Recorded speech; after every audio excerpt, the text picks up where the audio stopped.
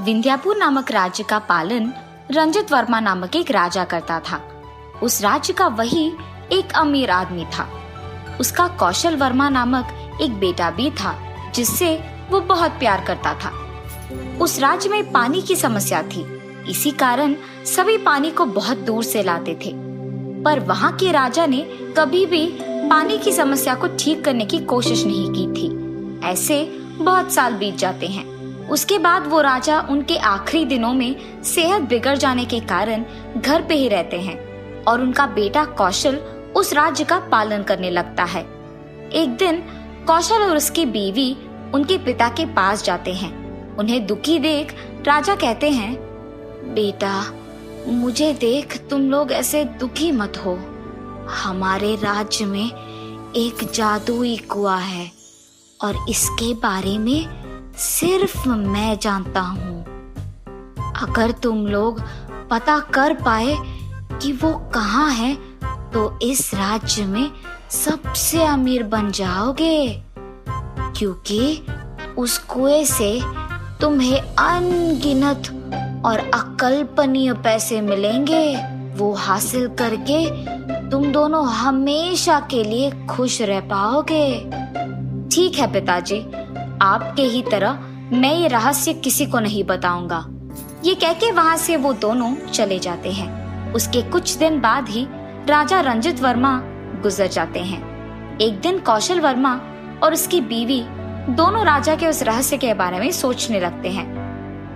पद्मा, वो जादुई कुआं कहाँ है ये हमें कैसे पता चलेगा? आपके पिता ने उसके बारे में किसी को इसीलिए नहीं बताया क्योंकि उन्हें सारा पैसा अपने लिए चाहिए था। पर आखिर में उन्हें पता ही नहीं चला और वो ऐसे ही चल बसे। आप भी उनकी तरह मत कीजिए। मतलब सबको बता दूं उस जादुई कुएं के बारे में? हाँ जी, अगर सिर्फ हम दोनों ढूंढेंगे तो हमें कभी नहीं मिलेगा। पर अगर हमने प्रजा से कहा कि अगर वो ढूंढ पाएंगे तो उनकी पानी की समस्या हम ठीक कर देंगे और उन्हें ये भी बताएंगे कि जो आदमी कुएं को ढूंढ निकालेगा उसे आपकी जायदाद का आधा हिस्सा मिलेगा, तब पक्का हमें उस कुएं के बारे में पता चलेगा और इस राज्य में सभी खुश रहेंगे। हाँ, ये सही है। ठीक है पद्मा। उसकी पत्नी की बातों के अनुसार ही राजा उसके सेवकों के द्वारा प्रजा को विज्ञापित करवाता है। उस घोषणा को सुनते ही प्रजा उस कुएं को ढूंढने लग जाती है। उसी राज्य में सुरेश और प्रताप नामक दोस्त रहते थे। वो एक गांव से दूसरे गांव को बैलगाड़ी में लोगों को लेकर जाते थे। एक दिन वो दोनों पानी लेकर गांव वापस जा रहे थे। अरे प्रताप, क्या तुमने राजा की घोषणा सुनी है? नहीं सुरेश, क्या है वो? अरे ये कि हमारे गांव में एक जादुई कुआं है और जो उस कुएं को ढूंढ निकालता है उसे राजा के जायदाद का आधा हिस्सा मिलेगा। सुरेश, हर रोज ऐसे दूसरे गांव को जाना मुश्किल हो रहा है। अगर हम उस जादुई कुएं को ढूंढ पाएंगे तो हमें पानी के लिए ऐसे मेहनत करने की जरूरत नहीं पड़ेगा और हमारे साथ ही हमारे गांव वाले भी खुश रहेंगे। इसीलिए हमें उस कुएं को हर हाल में ढूंढना होगा। ये फैसला करके दोनों दोस्त उस जादुई कुएं को ढूंढने में लग जाते हैं। उनके बैलगाड़ी में पानी को ले जा रहे थे। सुरेश कुछ दिनों के लिए एक ही जगह पर एक कुएं को खोद के उसमें पानी भर देंगे। तब हमें हर रोज ऐसे पानी के लिए दूर जाने की कोई जरूरत नहीं होगी। ऐसे हम एक दिन में उस कुएं को भर के उस भरे हुए पानी को खत्म होने तक उपयोग कर पाएंगे। ये एक अच्छा विचार है प्रताप। चलो हम तुरंत एक कुएं को खोदते हैं। ये फैसला करके दोनों उनके घर पहुंचकर वहीं पास में कुएं को खोदने लगते हैं। खोदते हुए उन्हें अचानक कुछ कठिन पत्थर जैसे मिलता है। सुरेश, ये देखो, यहाँ एक कठिन पत्थर जैसा कुछ है जो बीच में है। इसे निकालने के बाद ही हम और गहरा खोद पाएंगे। ठीक है प्रताप।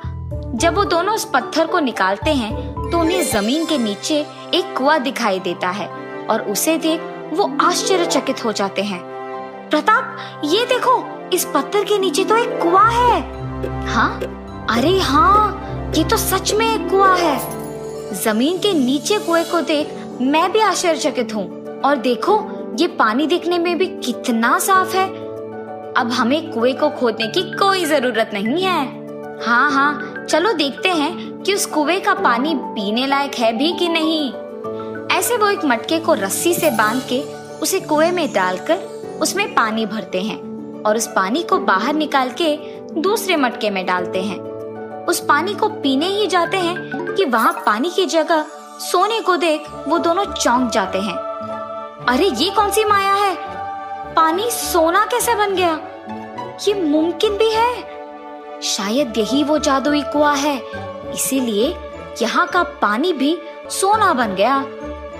एक और बार उस कुएं से पानी बाहर निकालकर देखते हैं। चलो, इस बार वो पानी को मटके से बाहर निकालकर उसे जमीन पे बहला देते हैं। जमीन पे पानी उनकी आंखों के ठीक सामने सोने में बदल जाता है। ये देख वो दोनों बहुत खुश होते हैं। ऐसे वो खुशी खुशी कुएं से पानी निकालकर उसे जमीन पे बहने देते हैं। सुरेश, ये वाकई जादुई कुआं है। हमने इस कुएं के लिए जमीन के ऊपर तो बहुत ढूंढा, लेकिन जमीन के नीचे नहीं ढूंढा। अगर हमने आज कुएं के लिए खोदा नहीं होता तो ये कुआं हमें शायद कभी नहीं मिलता। हाँ प्रताप, मेरे हाथ बहुत दर्द दे रहे हैं। आज के लिए इतना सोना काफी है। कल यहाँ से कुछ और सोना लेकर जाएंगे, ठीक है? ये क्या बात हुई सुरेश? हम इसके बारे में राजा को नहीं बताएंगे क्या? क्योंकि तब वो हमारे पानी की समस्या का हल निकालेंगे और सारी प्रजा खुश रहेगी। प्रताप यार, दूसरों के बारे में हम क्यों सोचे? हम दोनों की खुशी बस है ना, इसीलिए हमें इस कुएं के बारे में किसी को बताना नहीं होगा। सुरेश, हमारे साथ साथ मुझे इस राज्य में भी सभी की खुशी जरूरत है, इसीलिए तुम आओ या ना आओ, मैं तो राजा से ये कहने जा रहा हूँ। और ऐसे प्रताप वहां से चलने लगता है।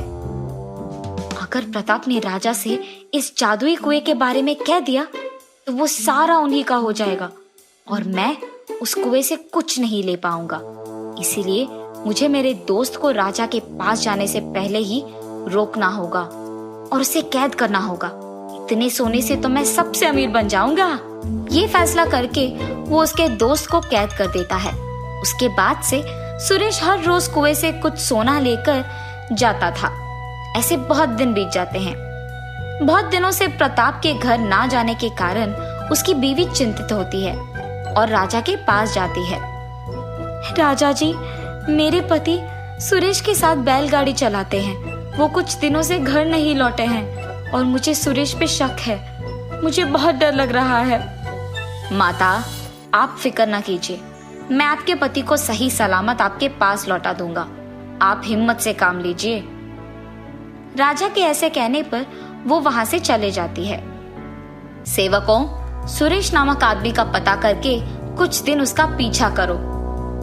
जी प्रभु। राजा के आज्ञा के अनुसार ही सेवक सुरेश का पीछा करते हैं। एक दिन सुरेश रात के समय में उस जादुई कुएं के पास जाकर उसमें से पानी निकालकर उसे जमीन पे बहलाता है। पानी को सोने में बदलने के तुरंत बाद उसे वहां से लेकर जाता है। सेवक ये सब देख उसका पीछा करते हैं। सुरेश वो सोना लेकर उसके दोस्त के पास जाता है। ये देखो प्रताप, तुमने मुझे क्या करने पे मजबूर कर दिया। अगर तुमने मेरी बात मानी होती तो मेरे साथ तुम्हें भी ये सोना मिलता, लेकिन तुमने नहीं सुना और ये सारा सोना मेरा हो गया। ऐसे जब वो प्रताप से बात कर रहा था, उसके पीछे से राजा के सेवक आते हैं। प्रताप को मुक्त करके उन दोनों को राजा के पास ले जाकर उन्हें जो कुछ भी हुआ बताते हैं। सुरेश, ना ही तुमने मुझसे कुएं की बात छुपाई, बल्कि तुमने जिस आदमी को सच कहना था उसे भी कैद कर दिया। इसके लिए तुम्हें कड़ी से कड़ी सजा मिलेगी। और इतना ही नहीं, मैं तुम्हारे दोस्त को मेरे जायदाद का आधा हिस्सा दूंगा। प्रभु, मुझे आपकी जायदाद नहीं चाहिए, बस आप मेरे दोस्त को उसकी गलती के लिए माफ कर दीजिए। ठीक है, इस बार के लिए कर दूंगा और तुम्हें मेरे जायदाद का आधा हिस्सा भी दूंगा।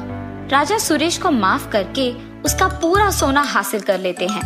राजा के माफ करने के बावजूद सुरेश को बहुत दुख होता है कि उसका पूरा सोना चला गया। उसी दुख में वो वहां से चले जाता है और प्रताप को दिए हुए वचन के अनुसार उसे उनकी जायदाद का आधा हिस्सा देता है और वो वहां से खुशी खुशी चले जाता है।